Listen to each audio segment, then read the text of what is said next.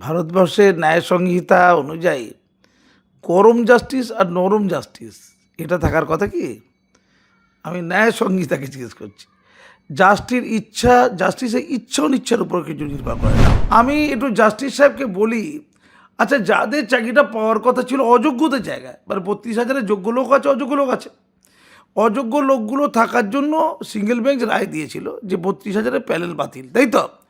তাহলে অযোগ্য লোকগুলোকে যদি সরিয়ে দেওয়া হতো, তাহলে ওয়েটিংয়ে যারা যোগ্য লোক দাঁড়িয়ে আছে, মানে যারা কান্দিমূর্তি, মাতঙ্গী রাজনামূর্তি পাদদেশ হয়তো বসেছিল, মানে কোথায়?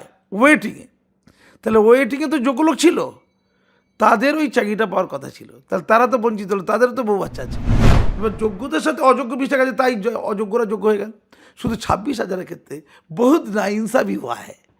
এইটা হলো কেন? বাত্যবাবু শিক্ষামন্ত্রী হিসেবে সম্পূর্ণ অযোগ্য শুধু নয়, বেমানান ওই পোস্টার জন্য। ক্ষমা করবেন আমাকে। নাহলে আপনি তো একজন অধ্যাপক, আপনি ভালো করে জানেন ভারতবর্ষের সংবিধান এর বলা আছে মেরিট কাম ফার্স্ট। তারপরে এই যে যোগ্য ছেলে মেয়েগুলোকে রাস্তায় বসিয়ে রেখে অযোগ্যদের হয়ে আপনি সাবাল করেন ওই সিটে বসে, কষ্ট হয়। একেবারে আমরা 26,000-এর রায় দেখেছিলাম, প্যানেল বাতিল দেখেছিলাম, 26,000-এর পরিবারের চোখের জল দেখেছিলাম। এই অন্যদিকে একেবারে প্রাইমারি অর্থাৎ 32,000-এর যে রায়, হাইকোর্ট চত্বরে একেবারে রায়ের পর যে উল্লাস, মিষ্টি খাওয়া, আবির খেলার যে চিত্র আমরা দেখতে পেলাম, দুটো চিত্র তো একই হওয়ার কথা ছিল। তাহলে একই যাত্রার পৃথক ফল কী করে হলো? জাস্টিস নরম আর গরম। ভারতবর্ষের ন্যায় সংহিতা অনুযায়ী গরম জাস্টিস আর নরম জাস্টিস এটা থাকার কথা কি? আমি ন্যায় সংহিতাকে জিজ্ঞেস করছি। জাস্টিসের ইচ্ছা অনিচ্ছার উপর কিছু নির্ভর করে না, যৌক্তিকতার উপর নির্ভর করে। ভারতীয় দণ্ডবিধির বা ভারতের আইনবিধির যে পদ্ধতি, সেই পদ্ধতির কথা ইচ্ছা করে। পদ্ধতি, বিধি কি বলেছে, তার আবেগ কি বলেছে, আলোচ্য বিষয়টা। কিন্তু দুর্ভাগ্য, আমরা এই জাস্টিসের ক্ষেত্রে একই যাত্রার পৃথক ফল দেখলাম। কারো আবেগ কঠিন, কারো আবেগ নরম, এত নরম যে দুশ্চিন্তায় পড়ে গেল। হায় রে, চোরেদের বউ বাচ্চারা কি খাবে রে? হায় রে, সঞ্জয় রায় ধর্ষক, তার পরিবারের লোক কি খাবে রে? তাকে পদে বসিয়ে দাও। হায় রে, অনুব্রতর বউ বাচ্চা কি খাবে রে? হায় রে, পার্থ চট্টোপাধ্যায়ের বউ, এই বউ তো নেই, কন্যার স্বামী জামাই কি খাবে রে? আর প্রেমিকা কি খাবে রে? কি রে ভাই, মানে যত গরিব অসহায় জেলে এখন আছে সবাইকে ছেড়ে দেওয়া উচিত। কে পকেটমারি করেছে তার তো বউ দায়ী নয়, ছেলে দায়ী নয়, তার বৃদ্ধ বাম্মা দায়ী নয়, তাকে জেলে রেখেছে কেন? এখন ছেড়ে দিক। লজিকটা বোঝো, 1 নম্বর। 2 নম্বর, সুপ্রিম কোর্ট কঠিন আর হাইকোর্টের সিঙ্গেল বেঞ্চ কঠিন, ডিভিশন বেঞ্চ হাইকোর্টের কোমল। ইরে ভাই, মানে মাথা ঘুরে যাচ্ছে পুরো একদম। আর কি, কে কঠিন কে কোমল? মানে অভিজিৎ গাঙ্গুলি কোমল নয়, কঠিন, 32,000 প্যানেল বাতিল। সুপ্রিম কোর্টের বিচারপতিরা কঠিন, 26,000-এর যোগ্য অযোগ্য দুজনই বাতিল। কিন্তু সুপ্রিম কোর্ট ডিভিশন বেঞ্চে পাঠালে হাইকোর্টে এই তপব্রতটা কি নাম জাস্টিস, তারা কি কঠোর কোমল, তাদের হৃদয় কাঁদে। ওখানে দুর্নীতিগ্রস্তরাও ভালো আর সদরাও ভালো, যোগ্যরাও ভালো। অভিজিৎ গাঙ্গুলি রাজনীতি করেছেন, একেবারে তৃণমূলের মুখপাত্র কুণাল ঘোষ থেকে শুরু করে ব্রাত্য বসু, শিক্ষক, প্রাইমারি শিক্ষক, সবাই অভিযোগ করছেন যে অভিজিৎ গাঙ্গুলির রাজনীতি করেছিল, তারা রাজনীতির শিকার হয়েছে। তার মানে চোরটা কি চোর ছিল না?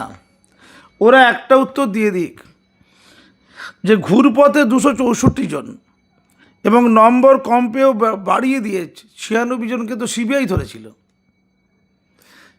32,000-এর মধ্যে কিছু আছে চোর, ঘুরপথে পেয়েছে, আর কিছু আছে যোগ্যতায় পেয়েছে। তো দূষণ থাকাতে প্যানেল নিয়ে প্রশ্ন উঠেছিল, প্যানেলটা চলবে কোত্থেকে, আর ওয়েটিংয়ে যোগ্যরা বসে আছে। আমি একটু জাস্টিস সাহেবকে বলি, আচ্ছা যাদের চাকরিটা পাওয়ার কথা ছিল অযোগ্যদের জায়গায়, মানে 32,000-এর যোগ্য লোক আছে, অযোগ্য লোক আছে। অযোগ্য লোকগুলো থাকার জন্য সিঙ্গেল বেঞ্চ রায় দিয়েছিল যে 32,000-এর প্যানেল বাতিল, তাই তো? তাহলে অযোগ্য লোকগুলোকে যদি সরিয়ে দেওয়া হতো, তাহলে ওয়েটিংয়ে যারা যোগ্য লোক দাঁড়িয়ে আছে, মানে যারা কান্দিমূর্তি, মাতঙ্গিনী মূর্তি পাদদেশে হয়তো বসেছিল, মানে কোথায় ওয়েটিংয়ে, তাহলে ওয়েটিংয়ে তো যোগ্য লোক ছিল, তাদের ওই চাকরিটা পাওয়ার কথা ছিল, তাহলে তারা তো বঞ্চিত হলো, তাদেরও তো বউ বাচ্চা আছে। মানে ধরো শ্যামল বিমল, তুমি হচ্ছে বিমল, তুমি হচ্ছে যোগ্য, আমি হচ্ছে শ্যামল, আমি হচ্ছি অযোগ্য। আমার সাথে অর্পিতার ভাব ছিল, অর্পিতার মাধ্যমে পার্থবাবুর কাছে গেলাম, আমার চাকরিটা হয়ে গেল, জাম করে আমি পেয়ে গেলাম চাকরি। তুমি হচ্ছে বিমল, বেচারি, সৎভাবে চলো, দিদির মতো সৎ, তুমি সততার প্রতীক একদম, তুমি বৈধভাবে পরীক্ষা দিয়েছো, বৈধভাবে চাকরি পেয়েছো, কিন্তু তুমি ওয়েটিং লিস্টে আছো, কারণ তোমার জায়গাটা আমি নিয়ে নিয়েছি, তোমার জায়গাটা আমি দখল করে নিয়েছি। পরবর্তীকালে ওই অভিজিৎ গাঙ্গুলি বলে একজন জাস্টিস, সে গোটাটাই প্যানেলটা বাতিল করে দিল। তাহলে বাতিল করে দিতে কার কার চাকরি গেল? অন্য সৎ শিক্ষকদের সাথে আমারও চাকরি গেল শ্যামলের। বিমলরা ভাবলো, অপেক্ষায় রইল, যদি সঠিক নির্বাচন হয় আমি আমার জায়গাটা পাবো, মানে তুমি ভাবলে আমি আমার জায়গাটা পাবো, ফিরে পাবো। তুমি আশায় আশায় মরছো, ধন্যায় ধন্যায় মরছো, আশায় মরে চাষা, রোদ বৃষ্টি ঝড় তোমার মাথার উপর দিয়ে চলে গেল। তারপরে ওরা সুপ্রিম কোর্টে গেল, সুপ্রিম কোর্ট ঠেলে দিল, অত ঝামেলা বাংলা নেবে কেন, গালাগাল ঝগড়া ঝাড়ি, যা তো কলকাতা হাইকোর্টে যা বলে ডিভিশন বেঞ্চে পাঠিয়ে দিল। ডিভিশন বেঞ্চে দয়াবান মেহেরবান বসে আছে, সেই দয়াবান মেহেরবান ওই বউ বাচ্চা দেবেন, আমার বউ বাচ্চা বাম্মা কথা ভেবে এই গোটা প্যানেলকে রেখে দিল। শুনতে ভাল লাগছে, চাকরি কারো গেল না। তাহলে আমি যে শ্যামল, আমি যে অবৈধ, আমার বউ বাচ্চাটা প্রয়োজনীয়, তুমি বিমল, তোমার ওই চাকরিটা পাওয়ার কথা ছিল, তোমার বউ বাচ্চা দুচ্ছাই, তাহলে আত্মহত্যা করে মরে যান, বলো কি জাস্টিস? মানে তোমার ওই জায়গাতে তো, আমার ওই জায়গাতে তোমার ঢোকার কথা ছিল, তুমি তো প্রাপ্য, তুমি তো যোগ্য, পেলে। উল্টে বলি, 26,000 যাদের চাকরি গেল, তাদের মধ্যে যোগ্য ছিল, তাদের তো কোনো দোষ ছিল না।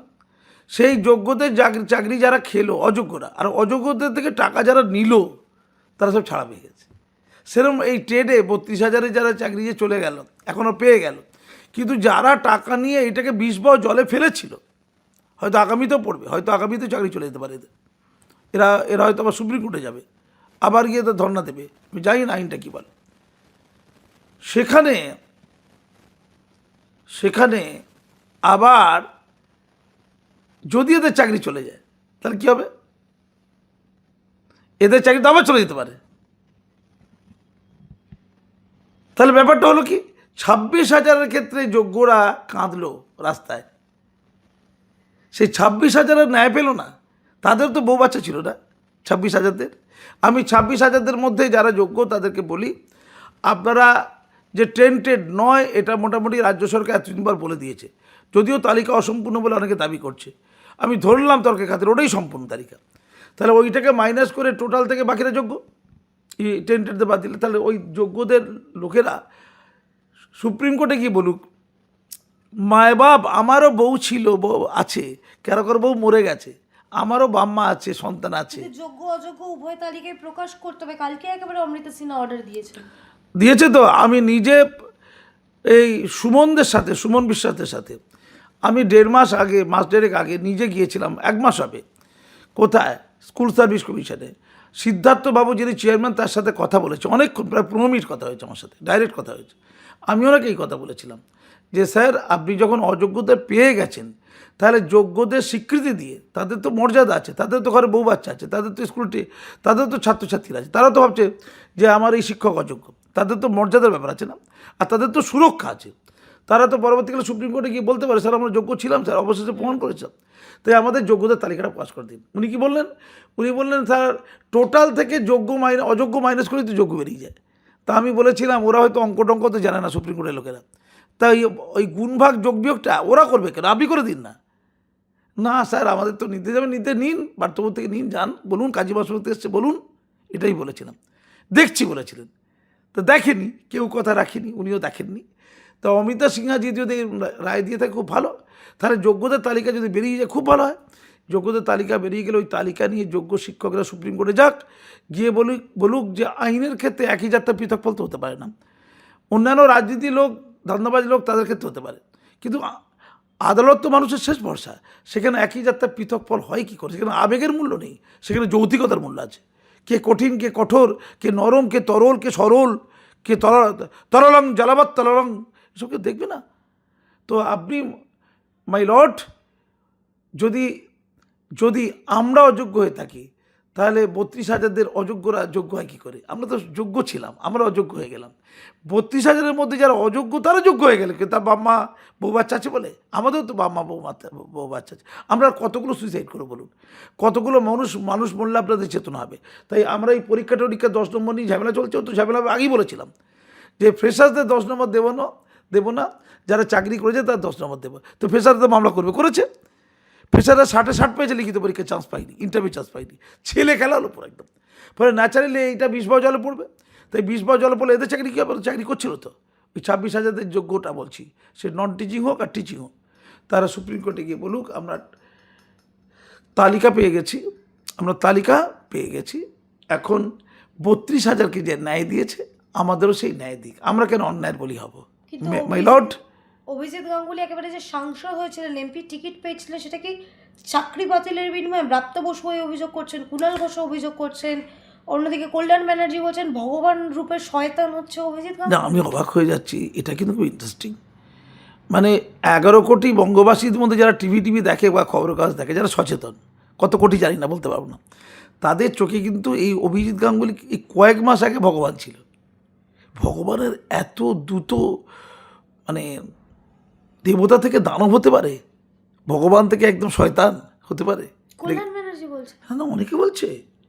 রাজ্যের বিপুল অংশের লোকের কাছে সবচেয়ে ঘৃণিত পাপাত্মার নাম এখন অভিজিৎ গাঙ্গুলি। এ কি বঙ্গবাসীর ভাই? তুই বলবি ভগবান, তুই বলবি দানব, শয়তান বলবি। আরে ওরা তো গাল দেয়, কল্যাণ তো প্রথম থেকে গাল দিচ্ছে। আমি আমলোকের কথা বলছি। আমলোক অভিজিৎ গাঙ্গুলিকে যা খিল্লি করছে, ঠাট্টা করছে, যা মস্করা করছে, আমলোক হতে পারে তার তৃণমূলের সমর্থক, আমি জানি না, সে বলতে পারবো না। তাতে অভিজিৎ গাঙ্গুলি বিজেপিতে আছে, বিজেপির জন্য একটা লোকসান। আমি উল্টো বলছি আর কি। কিন্তু অভিজিৎ গাঙ্গুলি কী দোষ করলো? সে বলেছিল বলে তো কিছু চোর ধরা পড়লো। সেটা তো সাংসদ টিকিটের বিনিময়ে তিনি চাকরি খেয়েছিলেন। তো চাকরি খাওয়াটা কোথায়? অবৈধ তো ধরা পড়েছে, চোররা তো ধরা পড়েছে। 26,000-ও চোর ধরা পড়েছে এবং 32,000-ও চোর ধরা পড়েছে। সিবিআই তো বলে দিয়েছে। শিক্ষামন্ত্রী না, তা বলেনি। 26,000 যে রায় দিয়েছে, আহারে বউ বাচ্চা আছে রে, এই বলে দিয়েছে। তো যৌতিকতা এলাকাতে দেয়নি, মুড়িমুড়কি দেখ করে দিয়েছে। ধরো তোমরা সব খুন করো, শুনলাম তো তোমরা সবাই খুন করো, তোমাদের তো অস্ত্র আছে, তোমরা খুন করো। এবার আমি যদি আলাদা করে খুন করি, আমাকে ধরে লকআপে ঢুকিয়ে দেবে, আমি তোমাদের সাথে মিশে যাবো, আমি বেঁচে যাবো। এইরকম ব্যাপার তো। মানে ওই নোংরা লোকদের সাথে বেঁচে গেলে, মানে ভালোদের সাথে খারাপ বেঁচে গেছে, অতএব খারাপগুলো ভালো, আমি খুন করে ভালো লোকের সাথে মিশে যাবো। এই যেমন মমতা ব্যানার্জি একটা ভালো লোক, সৎ লোক। এই জন্য যেমন আমাদের অভিষেক বন্দ্যোপাধ্যায় ভালো লোক, সৎ লোক, এমন লোকের সাথে বকবেরে ফালতু ভাইপোর সাথে রাখতে হবে না। এবার আমি ধরুন নোংরামি করলাম, খারাপ কাজ করলাম, গিয়ে মিশে গেলাম, তাহলে আমার আর শাস্তি হবে না। এখানেও তো 32,000, তাই হলো তো। ভালো টিচার আছে, যোগ্য, অযোগ্যরা আছে। এবার যোগ্যদের সাথে অযোগ্য মিশে গেছে, তাই অযোগ্যরা যোগ্য হয়ে গেল। শুধু 26,000-এর ক্ষেত্রে বহুত না ইনসাফি হওয়া হয়। এইটা হলো কেন? যারা চাকরি পায়নি, ওয়েটিং আছে, তারাও তো অত্যাচারের শিকার, তাদেরও তো বউ বাচ্চা আছে না। তারা গান্ধী মূর্তি বাংলাদেশে 5 বছর ধরে কাঁদলো, মাতৃ নরেন্দ্র মোদী বাংলাদেশে কাঁদলো, রাস্তাঘাটে এখানে ওখানে সেখানে কত কান্নাকাটি করলো। তারা তো চাকরিটা চেয়েছিল, তাদের প্রাপ্য চাকরি, তারা তো পায়নি। তাদেরও বউ আছে, বিয়ে করে ফেলেছে ভুল করে, বাচ্চাও আছে, বাম্মা জন্ম দেয় বলে শুনেছি, তাদের বাম্মাও আছে, তারা বৃদ্ধ, তাদের হাড়ের অসুখ।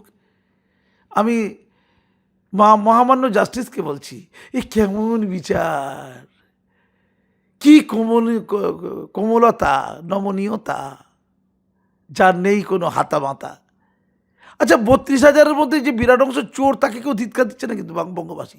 অর্থাৎ বঙ্গবাসী মনে করে চুরি করা ভালো, ধরা না পড়লেই হলো। কী বললাম? চুরি করা ভালো, ধরা না পড়লেই হলো। আর সবচেয়ে মহান কথাটা বলেছেন সেই ভগবান তুল্য ব্যক্তি, যাকে মনীষীর পর্যায়ে নিয়ে চলে গেছে ওর পিতা পার্থ চট্টোপাধ্যায়, যিনি জেল থেকে বেরিয়ে মহাপুরুষের মধ্যে বললেন, কোনো রাগঢাক করলেন না, আমার এই মুহূর্তে বউ নেই, বান্ধবী দরকার। তিনি অসাধারণ কথা আরেকটা বলেছেন, তোমরা খালি নারী পুরুষের ব্যাপারটা নিয়ে খুব খিল্লি করতে পারো, এই অসাধারণ বচনটা নিয়ে তুমি খিল্লি করো নি। কী বলেছেন? যে দুর্নীতি পশ্চিমবঙ্গ কোনো ইস্যুই নয়। তাই আমি এ থেকে দাঁড়াবো, বেহালা থেকে দাঁড়াবো, জয়লাভ করবো। বেহালা পশ্চিমের লোকেরা বলছে শীত গ্রীষ্ম বর্ষা, এই আমাদের পার্থতাই আমাদের ভরসা। যেখানে দুর্নীতি কোনো ইস্যু হবে না, সেখানে 32,000-এর মতো চোর টিচাররা থাকলেও ওরা মুক্তি পেয়ে যাবে, ওরাও ইস্যু হবে না। তাই রাজ্যে এখন আনন্দ উৎসব হচ্ছে, চোর বেঁচে গেছে। অর্থাৎ রাজ্যে যে চৌর্যবৃত্তি ধারা তা অব্যাহত রয়েছে। স্বতঃসির নদীর ধারার মতো বহমান সেই বিচারের রায় পেয়ে গেল, একদম শিলমোহর পড়ে গেল, বিচার বলে দিয়েছে। আর মাননীয়ার সাথে ছিল আগে সুপ্রিম কোর্ট, কপিল সিবালের সুপ্রিম কোর্ট কার সাথে ছিল? মাননীয়ার সাথে ছিল। তাই ওই আমাদের আর কি ডিএ মামলা তারিখ পে তারিখ খুশি পে খুশি হচ্ছিল। এতদিন ছিল হাইকোর্টটা গেরুয়াদের, কারণ হাইকোর্টে রাজ করছিল অমৃতা সিংজিরা, এখনও আছেন তিনি, অভিজিৎ গাঙ্গুলিরা, তিনি সরে গেছেন। কিন্তু এখন হাইকোর্টে আর গেরুয়া তন্ত্র নেই, এখন হাইকোর্টে মনে হচ্ছে ঘাস ফুল ফুটেছে। যদিও অ্যাডভোকেটদের বিচারে গেরুয়ারা জিতে গেছে, কিন্তু জাস্টিসের বিচারে জিতলো ঘাস ফুল। তাই দিদি আর হাইকোর্টকে গালাগাল দেবে না, হাইকোর্ট দিয়েও দিদি আজ প্রতৃপ্ত, রিক্ত, সিদ্ধ। ধন্যবাদ।